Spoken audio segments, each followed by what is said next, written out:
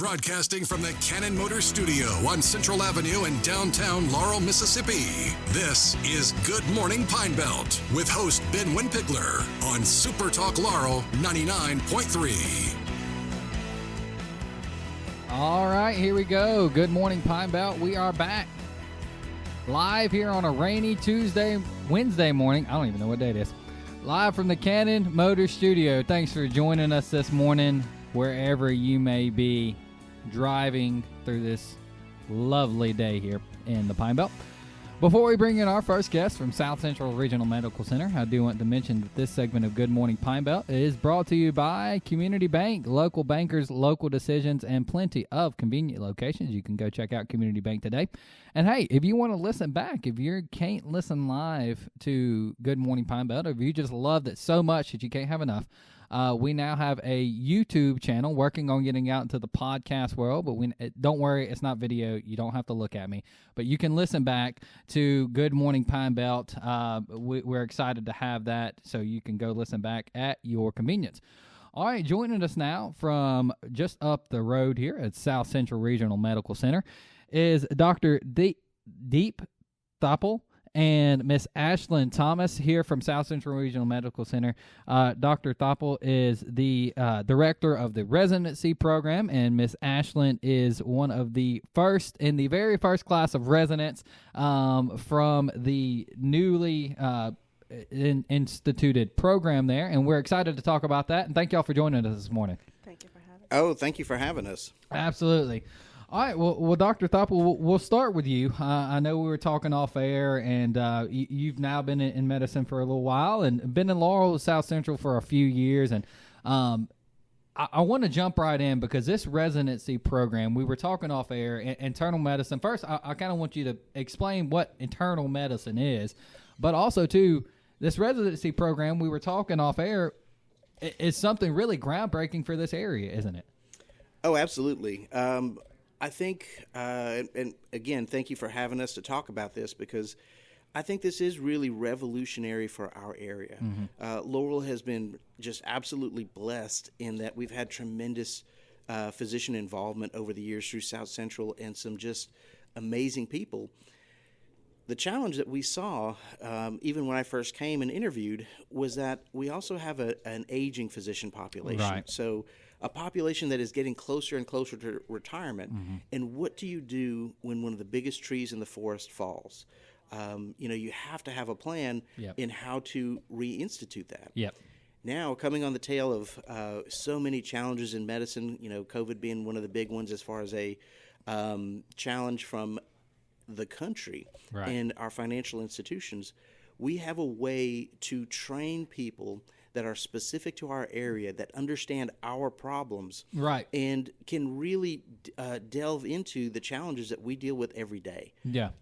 Internal medicine is a field that, for the most part, deals with some of the more complicated cases. Okay. We are primary care physicians, so we manage some of the sickest patients in the outpatient, but we also have a strong presence in the hospital, and we can take care of some of the sickest patients in the hospital as well. Yeah. It is challenging to get specialists and super specialists to an area that is not as population dense. Right. And what we do is we can serve as a bridge for that. So in my day-to-day life, I'm managing patients in the ICU, doing procedures, on the floor, taking care of patients that are in every manner of illness, and then we'll transition some of these patients because we know you're not just sick in the hospital. If you're sick all the time. Right. And you need that attention, you need that transition, and that's something that we can do. And while we're doing it, we have the luxury of taking the knowledge of some of these incredible physicians and molding the next generation of physicians to start here and we hope stay here. Absolutely. And I know we're going to talk to Ashland here in just a minute, but I know Mr. Greg Gibbs has had an incredible vision getting this together and partnering with William Carey. Talk about that a little bit, that partnership with William Carey and what that means to not have to. Now, I know Jackson's not that far away, but having somebody literally almost in your backyard there in Hattiesburg, how big is that? I think it's incredible. I mean, there's no comparison to having that. So when we look at our patients, we look at our neighbors, the people we go to church with, 10 miles can be a very long way Yes. when your car doesn't work very well, when you're limited on your finances, Right. and heaven forbid when you're sick. Yeah. So to have that training access nearby, it means that we're attracting students that are finishing and actually doing their medical school nearby. Yeah. And then we've incorporated with them because we fully understand that in the 4 years that it takes to go through medical school, you need to have a clinical association and have some footing in the hospital. Right. So we said, let's welcome that. It is many of the patients that I've taken care of when we've had to refer to further and further out. The first thing they'll tell me is, I've never driven that far, or it is a challenge to park. Yeah. And having this close access just really reinforces the local aspect of what we're doing. Yeah, and that's a big portion of it. So I want to jump in with Miss Ashland Thomas. She is the very first class of residents here for the internal medicine program that has just started up. And Ashland, excited to have you on. And just real quick, real briefly, I know we were talking a little bit off air. Tell us kind of your journey here to Laurel. So, first of all, thank you for having me here, and thank you for having us here. It's a privilege to, sit and talk and talk about our experiences.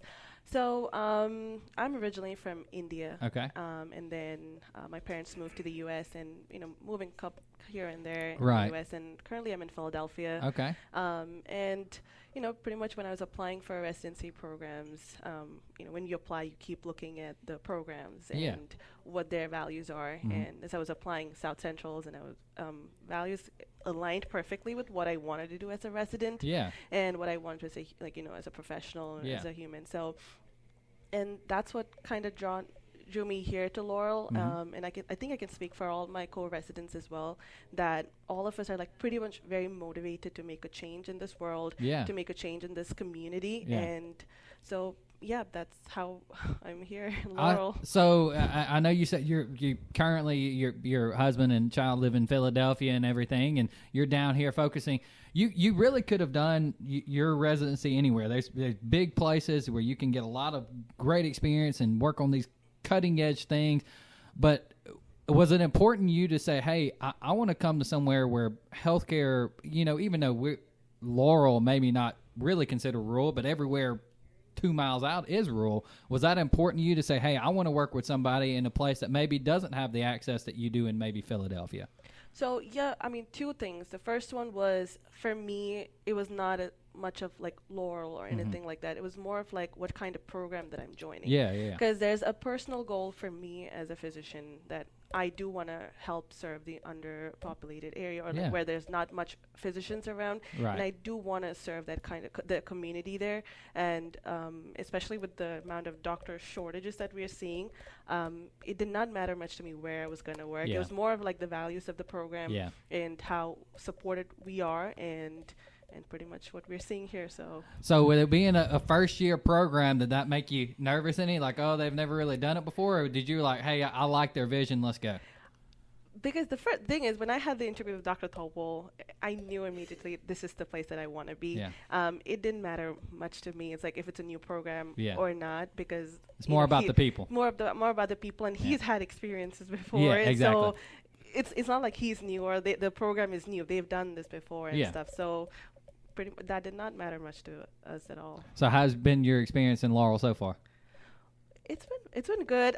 There's been challenges in its first year residency. Right. But I think they've helped us. They give us enough support. The program did give us enough support to situated. And most of us are from out of the country. We are a group of 11 residents. Okay. And so they've given us the first month, just to get adjusted to the program, to the system, and it's been going well. I mean, I'm not saying there were not much challenges. But absolutely.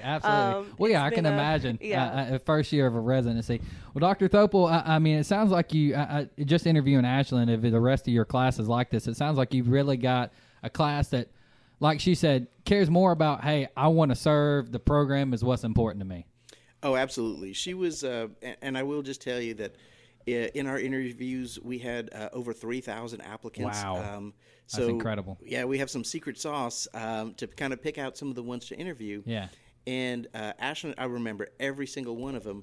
And Ashland was a very she was a standout. Yeah. So the other people that were interviewing, we kind of stood back and we looked at each other and we said, she's a must-have. Yeah.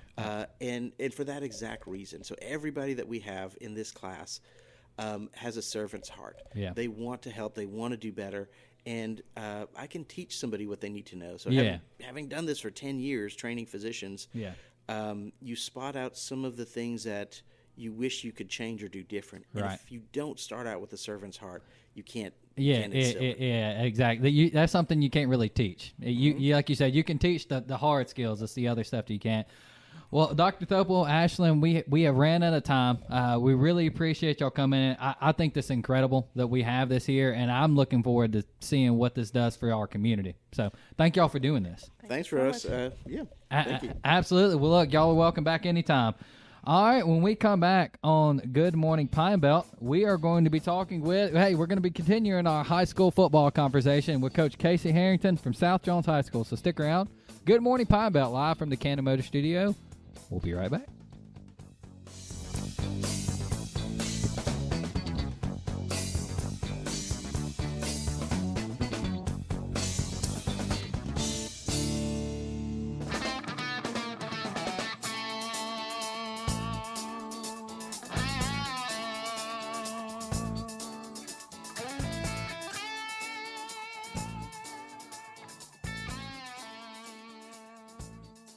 Good Morning Pine Belt, SuperTalk Laurel 99.3.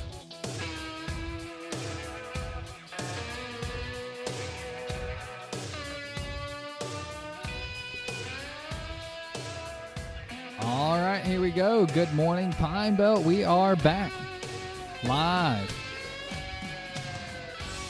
from the Cannon Motor Studio in beautiful, historic downtown Laurel, Mississippi. A little wet this morning, but that's all right. Summer shower never hurt anybody. Our thanks to Dr. Deepus Thoppil and Miss Ashland Thomas there with the internal medicine residency program just starting off this year. Exciting things for Laurel and Jones County. And we'll probably have them back soon because there's a lot more that we can talk about as far as how they can serve the community. So our thanks to them. Before we bring in Coach Casey Herrington there with South Jones, I do want to mention that this segment of Good Morning Pine Belt is brought to you by Dixie Electric Power Association, a member-owned electric co-op that offers broadband internet. Hey, if you're a Dixie Electric member and don't have DE Fast Link yet, you are missing out. All right, joining us now as we continue our conversations, our last conversation before the football season starts and they get into it with the Jones County High School football coaches is Coach Casey Herrington. He is the head football coach there at South Jones High School. And Coach Herrington, thanks for joining us this morning. Thanks for having me. Anytime we get a chance to talk about, in my opinion, the best sport on the planet, high school football, absolutely, we're excited. Absolutely.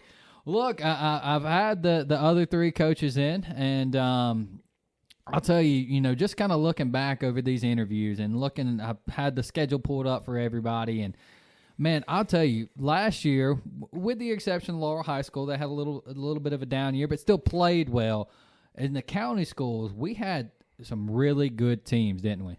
Yeah, we play a good brand of football here in Jones County. Jones County is a special place, it is. And high school football on Friday nights around here, it's really fun. A lot of good players, a lot of good coaches. Yeah, absolutely. And one thing that we talked about with Coach Reynolds and Coach Milner yesterday is most of the time you coaches, y'all are what I've noticed, a lot more concerned with, yes, you want to have a good football team, but you want to make these kids men first. Absolutely. First and foremost, that's our job. We get paid to win ball games, but, at the end of the day, we got to churn out good young men and if we can do that and win some ball games, that's icing on the cake. Absolutely. All right, well, let's jump into the football season. I want to kind of go back to last year. Just looking at the record, y'all went 8-4 last year, had a good season. And the couple of games that y'all lost, all the games that y'all lost, with the exception maybe the last one, were very, very close.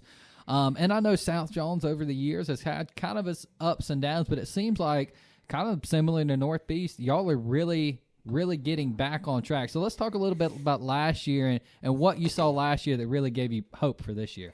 Well, it started the last game of the season of the 23 season, last game of the 23 season against North Pike. it was an up and down game. And anyway, we were able to block a punt there at the end to win and kind of, shot us off into the off season, had a good winter and spring and summer. And, getting off on the right foot against Summerall week 1 last year, it was really messy, muddy, rainy. We just found a way to win. And the kids, they were bought in from the jump, and it kind of snowballed from there. Yeah. All right, now this is your third year at South? Third year? All right, so you're 3 years in. You've had some successful years. As you look back from last year, what was your, as far as last season goes, your biggest takeaway from last season? Just we talk all the time about playing each play as hard as we can play, and just the way we were able to play just above our head in some cases. West Jones had a really good football team. And we rolled in there that night, and then we came up short. But the bus ride back, you kind of felt like we got a chance here. Yeah. I mean, it was only a touchdown loss to a very, very good West Jones team. Now, one thing, and we'll get back to end of this year and everything.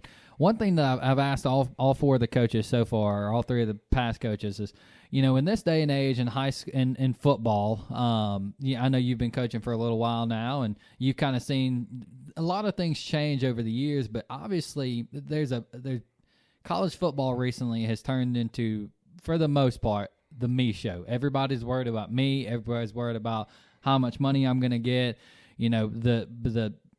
The guy from Carson Beck from Miami getting ridiculous $8 million amount of, but that's another story. Yeah. He's not even worth it. But anyway, we won't get into that. Your kids obviously see all that, and I know Coach Reynolds, mentioned yesterday that, hey, that has kind of been the theme. Everybody looks up to see what they have, but it feels like now that it's really a different culture, and I know it's eventually going to and really kind of starting to seep into the high school world. How do you combat that with your kids? It's tough. Fortunately, we got some good players, and down the road we're probably going to have to deal with some of that. But it's it's still us, we, over me, and we got some pretty unselfish kids that are team players, and we build it around that. Absolutely. All right, let's jump into this football season. I've noticed a theme, and I told this to Coach Reynolds yesterday. All of our county schools and Laurel are starting off the year really tough. Y'all are starting off with Northeast, George County, West Jones, Quitman, Enterprise, Long Beach, Summerall. I mean, my goodness. I mean, y'all are really throwing them into the fire, and that seems to be the theme. Why is that? Well, I mean, the better competition you play, the better you're going to get. Yep. And I would say that the 4 county schools week 1, that's about as tough as it's going to get. Absolutely. And it'll be back-to-back fun nights too. We'll play on Thursday against Northeast and Laurel and West on Friday night. But just see where you're at. Yeah. That's the idea. Yeah, and like I think Coach Milner said yesterday, you want to see where you're at the beginning of the season, not the end of the season. That's right. And it's going to be there'll be a good football team walk out of the jungle that night 0-1. You know what I mean? Yeah. It will be. Yeah. There you go. Well, we just need it to be Northeast. Yeah, that's right. He's calling it now. So, all right, Coach. I know that every coach is obviously focused on game 1. So obviously y'all are talking about Northeast, but you got your jamboree that comes up. How do you keep your players? Because I know this is a challenge that every coach faces. Focused on one game at a time. Just preach it every day. That's all they hear. For us, the most important game is the next one. Yeah. Talked to a newspaper guy the other day. He was asking, about a district schedule. Yeah. We'll worry about that when it gets here. Right now, our focus is not the jamboree. We won't show the kids any of Lawrence County. It's just it'll be about getting us better. Yeah. Get out of there healthy, and then Monday we'll go to work, or Sunday we'll go to work on Northeast. But we hammer it to the kids, next man up, and then in terms of the depth chart, and in terms of the schedule, the most important one's the next one. Absolutely. All right, so let's jump into kind of your players. I know I've asked this all the coaches and everything. I know for coaches, it's kind of like parents. It's hard to pick out specific ones that name different things, but I know that y'all had a relatively younger team last year, if I remember correctly. So you've got a lot of people coming back. What can people look forward to as far as Braves football this year? Anybody specific, or you're like, hey, we're going to play this style of football? What's y'all's thought? Yeah, again, fortunately, we got several good football players. It starts with the quarterback, Colin Flowers. Yep. We're in the gun, and I guess a quote, spread offense, but we're not going at breakneck speed. We're going at our own pace. But, he distributes the ball well, and we got some good skill guys that he can get it to. Caleb Magruder plays wide receiver. Anquan Jackson plays running back, wide receiver, kick returner. We going to hand it to him, throw it to him, kick it to him, Defensively, we're not as big up front defensively as we were last year, but we got 11 guys on that side of the ball that can run. Yeah. We're trying to build it around being able to run. Absolutely. Well, I know that in high school football, obviously the spread offense is there and everything, but it seems like in high school, a lot of it, like you said, at least, as far as planning for your defense, a lot of high schools are still, hey, we're kind of running the ball heavy. Is that still what y'all see? Yeah, talking about us as a South Jones. Yeah, we want to run the football. Yeah, Steve Spurrier said it years ago. Why can't you throw it to set up the run? Yeah, a little play action there. Yeah, well, there's a lot of truth in that. Yeah. But no, we want to run the football. Yeah. We want to build and establish a run game and throw it. When we want to. Yeah, so I guess my next question is why do you see that? Because in pro and mostly in college, it's probably 90% pass. Why is that in high school where, hey, we're still kind of heavy run? Well, I can only speak for us, but we want to control the clock. Yeah. And if our defense is not on the field, they're not giving up points. That's right. So that's what we build it around, being able to run the football. There you go. All right, here's Coach Casey Herrington with South Jones High School Braves. Coach, best of luck this season. We're excited. Our first game, I'll tell you that we're going to cover for y'all in the game of the week is when y'all take on September 12th, the West Jones Mustangs there in Ellisville. So we're excited to get out there for y'all. Look forward to seeing you. Thank you. Yes, sir. All right. When we come back, we are going to be talking with the superintendent of the West Jasper School District. So stick around. Good Morning Pine Belt from the Cannon Motor Studio. We'll be right back.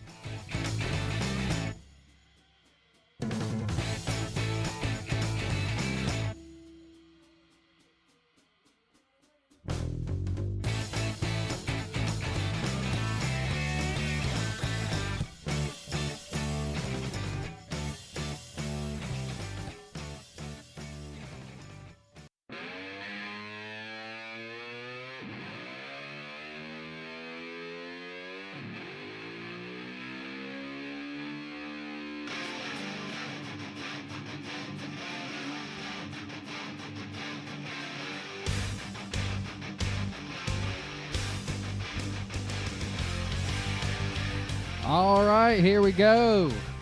Little motley crew to get us started here in the third segment, get you fired up. I was just really waiting for that beat to come in. It'll get you fired up here on a rainy Wednesday morning here.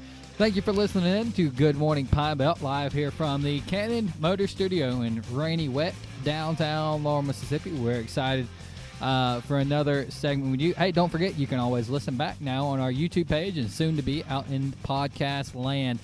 Our thanks to Coach Casey Herrington from South Jones High School.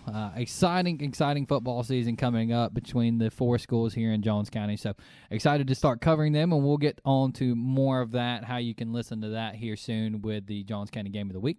Before we bring in our next guest, I do want to mention that this segment of Good Morning Pine Belt is brought to you by Magnolia State Bank. Don't forget that they are merging with Bank First, but all that means is a name change and probably a little bit more technology. You're still going to have the same people. You're still going to have the same service that you know, and they're always going to be there for you. Magnolia State Bank, go check them out today. Soon to be Bank First. We are excited to work with them. All right, our next guest as we roll in here to the school year, I know that some schools have started. Most of them, for the most part, around here have not, or starting this week or early next week. Joining us from the West Jasper School District, just up the road down Highway 15 here, is Dr. Jill Miller. And Dr. Miller, thank you for joining us this morning. Absolutely. Thank you for having me. Absolutely. Well, I'm excited to have you. I know we were talking a little bit off air. You're originally a Lamar County girl, but been in the Jasper County School District for about 15 years now. And I'll tell you, Dr. Miller, there's something. My dad works over there at Heidelberg in East Jasper. There is something about that Jasper County area that's really just something special. What has it meant to you? Well, quite honestly, I think we are a very tight-knit community, and we have tons of support from our families and the community around us. And I think we're able to do a lot with not a whole lot. Mm-hmm. We're really good at turning challenges into opportunities, and so we come together and we can do a lot of great things. Absolutely. We're really proud of that. Absolutely. Well, I know we were talking. Y'all are kind of right now shuffling your teachers back in to the schools to kind of get them prepped, do all your professional development, make sure that they have their classrooms ready and everything. But y'all are starting off Friday. What is it like? Because I feel like for educators, I got a lot of educators in my family. That first week of school, you really just start. If you really love it, truly love it, you really just start kind of getting chill bumps a little bit. What's it like for y'all over there in West Jasper, getting ready and starting Friday? Well, I'm going to be honest. It's very exciting. Staff are very enthusiastic and very ready and anxious to get kids back in place and get back into the routines. Actually, our summers are probably some of the hardest days that we work as educators. Yeah. And the more that we do to prepare, the better our school year gets off and just flows nicely. We have open house. We just had an open house last night at one of our schools at Stringer and had a huge turnout. Yeah. We have one scheduled for Bay Springs this Thursday night, and I'm anticipating another huge turnout. And that's a great way for our parents and students to get on campus, get their schedules, bring their supplies, and get ready so that when the bell rings on Friday morning, we're ready to start. Yeah. All right. Well, I want to talk a little bit, too, because obviously, right now, like you said, the teachers and really superintendents, principals across the land work really hard over the summer.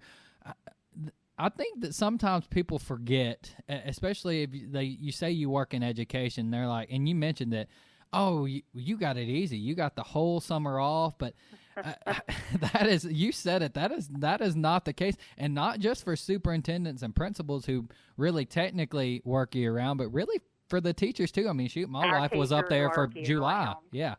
Yeah. We actually had some formal professional development training for our teachers this summer to kind of go over new resources that are kind of new to our district or new to some of our staff, some best practices to do data analysis, to really get down to the nitty-gritty so that we're very intentional in our planning for students instructionally. So we've done a lot of hard work this summer with our teachers. Another thing that people may not know is just the facilities, the management of facilities. Yeah. When the halls are filled with kids, it's kind of hard to do a lot of that deep cleaning and getting ready to, repair floors and paint walls. And so a lot of that, all of that takes place in the summer, and we're still wrapping up some last-minute renovations as I speak to you right now to kind of seal the deal before we have our students here on Friday. But summers are tremendously busy, but the busier we are in the summer, the better the school year goes, and we've learned that over time, and most educators know that. Yeah, absolutely. And I found it truly is, like, if you really care about it, it truly is a calling to be there as an educator. And Dr. Miller, I want to talk to you a little bit. I've talked with this with Dr. B.R. Jones when he came in last week. In this day and age, I feel like that a lot of the focus in education is almost a little bit, and I know it sounds kind of harsh, but a little bit like herding cattle. Hey, and it can be. Look, I get the kids are a lot, but it's, hey, let's get our tested, let's get them funded. Hey, all that really matters is test score. What are y'all doing there in West Jasper to say, hey, yes, obviously we need to do good on the test, but that's not what our focus is. What are y'all doing there? Well, I'm going to be honest. It's a part of it. That's how we're judged, by our academic performance and the things that people see. But I mean, the reality is we're dealing with children, and educators have the heart of a servant. Yes. So yes, we do educate our kids, but we're also teaching lots of skills, not just the academic skills, sportsmanship, social skills. How to be a great winner and sometimes how to accept a loss, and how to use that to motivate and do better moving forward. And to fall forward has been a big phrase that I use a lot. Let's not get caught up in things that have happened that may bring you down. Let's focus more on what can you do and how can you motivate to be better moving forward.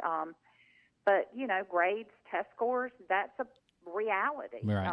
Funding shortages, that's a reality. Yeah. Doing more with less, it's a reality. But the reality is we have a child, and it's a whole child. Yeah. It's not just a test score. Right. There's a name to that child, and we're growing that child instructionally, emotionally, socially. So it's not a quick, it's a very complex and we're outnumbered. There's far more students than there are staff.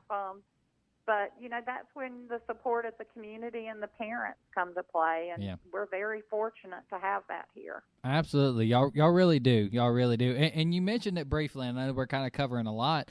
But you mentioned sportsmanship. And one thing that I have noticed, not only do y'all have good people over there, but my goodness, I don't know what you are feeding those kids in Jasper County. But my goodness, can y'all compete on the athletic fields? I mean, y'all are killing it. We show out, Ben. We had 4 state championships. That's this, incredible. Previous school year, and I'm so pumped and so proud of our students. And I'm going to be honest, I got to give props to our coaching staff. We have some dedicated coaches, and they work year-round. They don't just show up on game day and win games. Right. They're working with our athletes with building strength over the summer and endurance and acclimation to this crazy hot weather that a lot of them play in. And so they do an outstanding job. And we definitely have some good athletes. Our volleyball won state championship, softball, our band, and boys basketball in our district. So they've made us look really good, and I'm so proud to be a part of their team. Absolutely. Well, look, I'm glad you mentioned it, too, because I'm looking at the website, and as it kind of scrolls through the different pictures, the band popped up. Look, I'm a former band nerd. I was on the drum line in high school and loved it. And a lot of times in high school, I mean, the band gets a little overlooked. I mean, I know we did some things when I was in the high school band that we were pretty proud of, but I'm glad that you mentioned that 4 state championships, because obviously people see the basketball, the softball, and even the volleyball. But a lot of times people forget, hey, the band won something too. I mean, how important are those fine arts programs like that? Absolutely. We're really proud of our band. And I'm going to be honest, our band has our band at Stringer is the band that won the state championship. Not to say our band at Bay Springs is not excellent too, because they are. But I have a 1A and I have a 2A. So our 2A Bay Springs band hadn't quite made it there quite yet, but they are sure on target to be the next state championship for 2A band. But our Stringer band has consistently taken that title, and I'm really proud of our band director and our band students and our music program. Absolutely. For sure. All right, well, Dr. Miller, as we finish out here in the last minute of the segment, is there anything that, if you got a parent or a student that may be listening, that you want to tell your parents and your community there as we start the school year? Well, Ben, I think I can't single out one particular parent or one particular community member, because we have a host of excellent parents and community. But yeah, we're putting the word out. We start school Friday, so the roads might be a little bit jammed. Most of our parents have the car rider line backed up, dropping babies off, and I hope people in the community bear with us as we work through those issues. It takes us about 4 to 5 days to get those car riders under control. Just support us and be here for us, and we're going to take kids on day one and turn out a better product on day 180 for sure. Absolutely. Well, Dr. Miller, I really appreciate you coming on. I love talking to educators because y'all are in the thick of it. I think a lot of times people see it from an outside in, but y'all really there in the thick of it. So thank you for what you're doing up there in the Jasper County community. Thank you for recognizing us, Ben. We appreciate that very much. Absolutely. Absolutely. All right. Well, that does it for that segment there of Good Morning Pine Belt. Hey, when we come back, we're going to wrap up with our friends over here at the Laurel Jones County Library. So stick around. Good Morning Pine Belt. We'll be right back from the Cannon Motor Studio. Don't turn that down.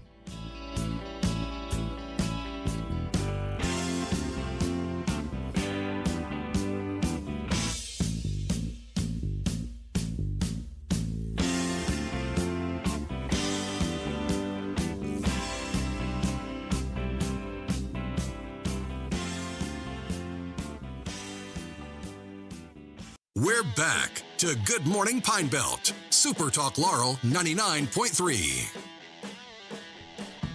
All right, here we go. Good Morning Pine Belt. We are back live here from the Cannon Motor Studio in beautiful, historic, rainy downtown Laurel. Our thanks to our guests for today. Great lineup.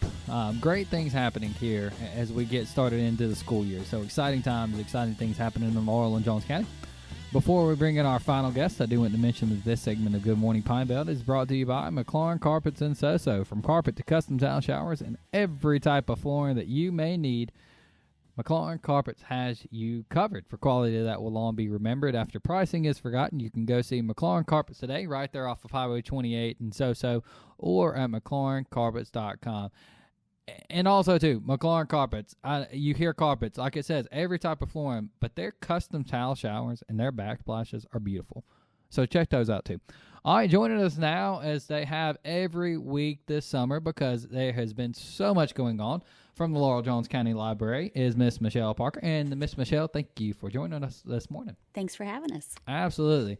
All right, well, we're going to jump right in because I know we were talking off air as the busy as the summer has been.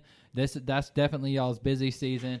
Y'all are going to not really letting completely off the gas, but easing off of it into August. But y'all are kind of finishing with a bang. And I want to mention the big event that's happening today. So I'll let you kind of highlight that, what y'all are doing there in just a few hours. Okay.